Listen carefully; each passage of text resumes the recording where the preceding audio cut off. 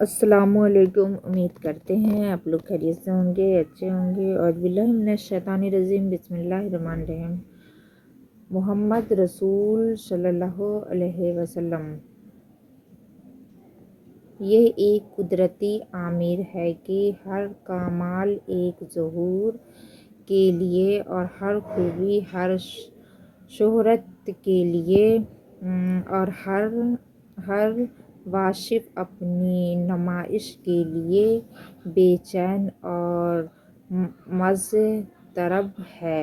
گویا یہ قائل بالکل صحیح ہے کہ یہ صفیت کمال کا ذاتی اقتضا ظہور ہے۔ گانے والے کا گلا اور ناچنے والے کے پاؤں کا از طہارا و از تحرار تو ضرب المثل ہے، لیکن حسن کی پرداری سے بھی دنیا واقف نہیں ہے، اگرچہ عاشق نے اس کا مطلب غلط سمجھا اور حسن کو رازداری کی انکشاف کا طعنہ دیے بیٹھے۔ حالانکہ حسن جیسی شریف صفت کی جانب اس قسم کا غلط الزام بالکل بے بنیاد اور شرعی بے طعن ہے۔ حسن کا ذاتی اقتضا تو اپنے ہی نقاب کا چاک کرنا تھا۔ لوگ یہ سمجھیں کہ ہمارے پردہ داری ہوگی۔ عشق کی چھپانے والے نے اپنی غم ظرفی حسن کی جمع لگا دی، اگرچہ بیدہ کے چھپانے کا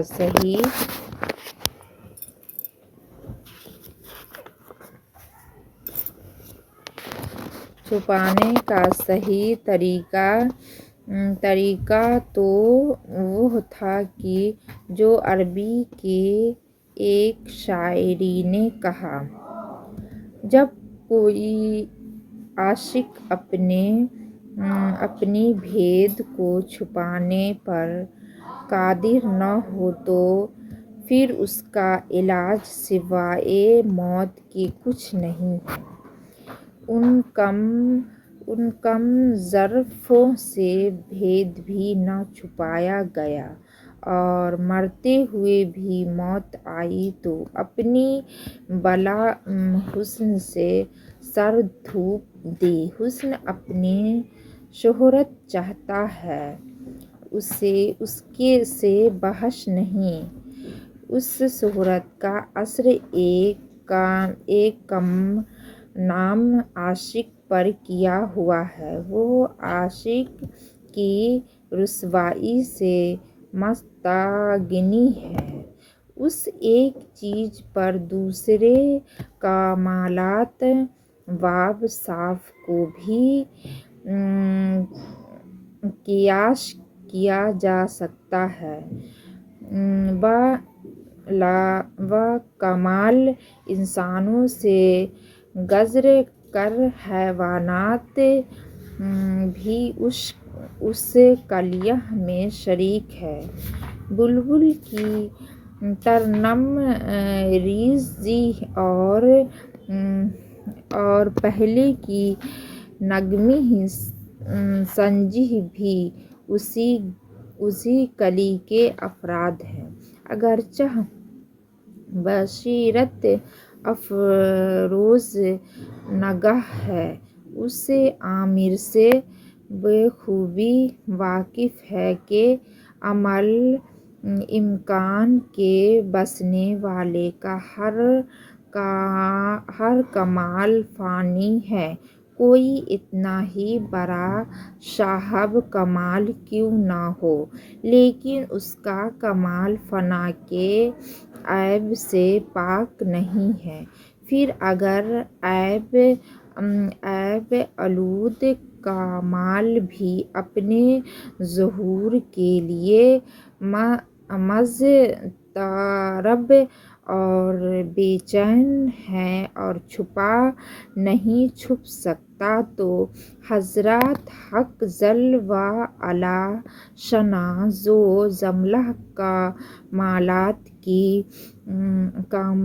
کی من وہاں اور تمام خوبیوں کی مرض ہے، جن کے اوصاف ازل سے ابد تک باقی رہنے والے ہیں، اور جن کی صفات کمالیہ لا تعد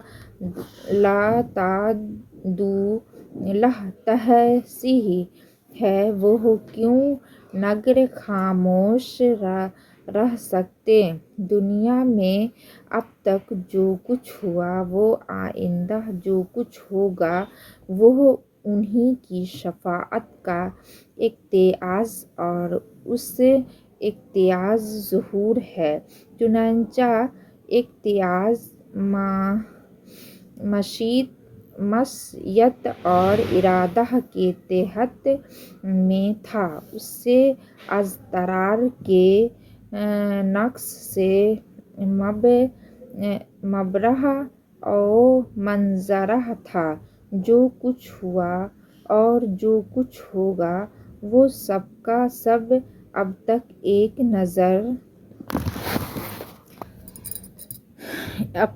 ایک نظر اور حکم مطلق کی شفاعت ارادی کی ماتحت ہوا، اور آئندہ بھی جب تک چاہے گا ہوتا رہے گا۔ اس شفاعت خالقیت نے ہزار قسم کی مخلوق پیدا کی، لیکن ان سب میں انسان کو اشرف المخلوقات کا خطاب دیا گیا۔ چنانچہ انسان بے شمار کمالات کا آئینہ اور ملکات متضادہ اور شفاعت سے متقابلہ کا مجموعہ تھا۔ اس کی خلقت بیدہ میں، ان میں آدم کو اپنے دونوں ہاتھوں سے پیدا کیا ہے کہ مبارک کے خطاب سے نوازا گیا۔ ملائکہ صرف نور سے پیدا کیے گئے تھے اور فقط لطف و کرم سے مظہر تھے۔ اسی طرح جنات میں ناریت کا عنصر غالب تھا، اور وہ شفاعت استکبار سے منصاب مظاہر تھے۔ لیکن انسان جس طرح عناصر متعددہ سے ترکیب دیا گیا تھا، اسی طرح اس کی ترکیب میں بھی ملکات متقابلہ ودیعت کیے گئے تھے۔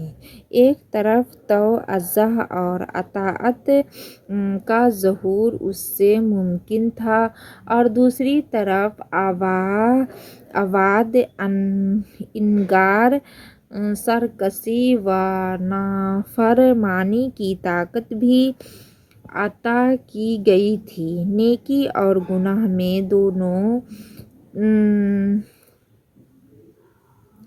دونوں طاقتیں اسی شخصیت میں رکھی گئی تھیں۔ اسی وجہ سے تمام مخلوق میں امتیازی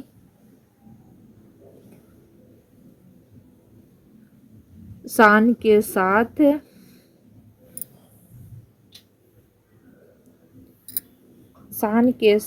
و امر نواہی کا مخالف بھی قرار دیا گیا تھا۔ اگر یہ ویڈیو اچھی لگی تو سبسکرائب لائک ضرور کر دیجیے گا، فالو بھی کر دیجیے گا، ایسی ویڈیو آپ کے پاس ملتی رہے۔